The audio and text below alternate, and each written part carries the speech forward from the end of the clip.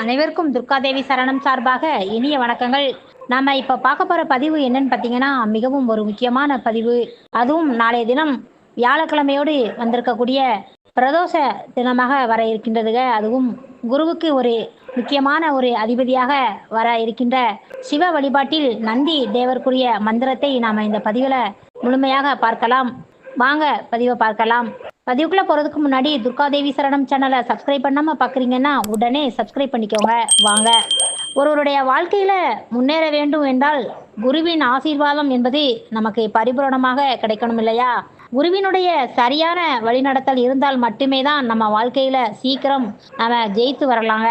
இப்போ நம்ம குழந்தைகளையே நம்ம எடுத்துக்கலாம். எந்த ஒரு மாணவன் ஆசிரியர் சொல்ல கேட்டு சொல்லி அவங்க கொடுப்பதை சரியாக ஃபாலோ பண்ணி ஆசிரியருக்கு மரியாதை கொடுத்து செலுத்தி படிக்கும் நாட்களில் தன்னுடைய வாழ்க்கையை வழிநடத்தி செல்கின்றானோ அவன்தான் வாழ்க்கையில ஜெயிப்பாங்க. அத மாதிரி தான் குருவின் ஆசீர்வாதம் கிடைக்க பிள்ளைகள் அறிவில் சிறந்தவர்களாக விளங்குவாங்க. இது முதல் விஷயங்க. அதாவது மாணவர்களுக்கு கற்றுக் கொடுக்கும் ஆசிரியர்கள் தான் குரு. அடுத்தபடியாக நம்முடைய வாழ்க்கையில நாம யாராவது ஒரு மகானை குருவாக தேர்ந்தெடுத்து அவர் வழி நடக்க வேண்டும் என்பது இந்த பதிவுல நம்ம பார்க்கலாங்க.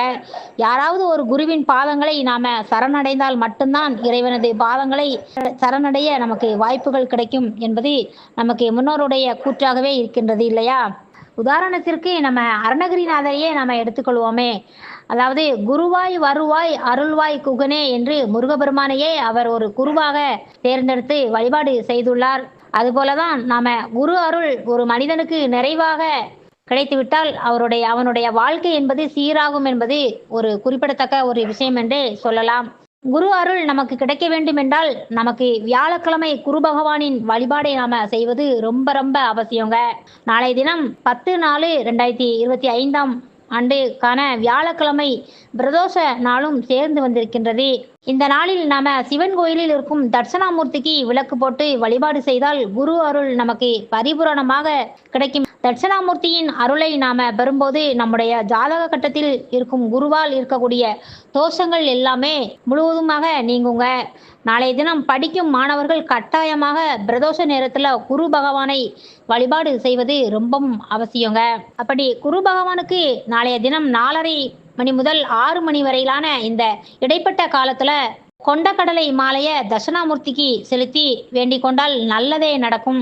குரு திசை நடப்பவர்கள், திருமணம் ஆகாதவர்கள், படிப்பில் ஆர்வம் இல்லாத குழந்தைகளுக்கு எல்லாம் இந்த பரிகாரத்தை செய்து பலனடையலாம். இதோடு மட்டுமல்லாமல் பிரதோஷ நேரத்துல நாளைய தினம் நந்தி தேவரை வணங்கினால் குரு தோஷம் முழுவதுமே விலகும். பக்தர்களை காக்கும் வேலையை நந்தி பகவான் செய்கின்றார். அதாவது வியாழக்கிழமை வந்திருக்கும் பிரதோஷ நாளில் சிவபெருமானுக்கு உரிய பிரதோஷ நேரத்துல எவர் ஒருவர் நந்தி தேவரை வணங்கி வழிபாடு செய்கிறார்களோ அவர்களுக்கு நந்தி தேவரே குருவாக மாறி அவர்களுடைய வாழ்க்கையை வழிநடத்தி செல்ல உதவி புரிவார் என்பது தான் இந்த வியாழக்கிழமை பிரதோஷ வழிபாட்டிற்கு பின்னாடி மறைந்திருக்கும் ஒரு நம்பிக்கைங்க.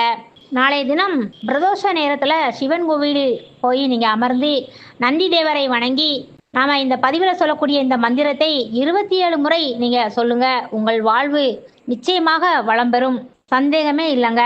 அப்படி நாளைய தினம் கோவிலுக்கு செல்ல முடியாதவர்கள் வீட்டிலே விளக்கு ஏற்றி சிவபெருமானை நந்தி தேவரையும் மனமுருக ஆத்மாத்மாக பிரார்த்தனை செய்து இந்த மந்திரத்தை சொல்லி சிவனது பஞ்சாஸ்திர மந்திரமான ஓம் நமச்சிவாய என்ற மந்திரத்தையும் நீங்க திரும்ப திரும்ப நீங்க சொல்லி நீங்க வழிபாடு செஞ்சீங்க அப்படின்னா உங்களுடைய குழந்தைகள் நல்ல முறையில ஒரு அறிவுள்ள குழந்தைகளாக வளர்ந்து வளர்ச்சி அடைந்து நல்ல வழியில வாழ்க்கையில ஜெயிக்கும் என்பது இந்த பதிவுல நீங்க பார்த்து தெரிந்து கொண்டு நீங்க அனைவருமே உங்களுடைய குழந்தைகளை இந்த வழிபாட்டில் கலந்து கொள்ள செய்யுங்க சகோதர சகோதரிகளே.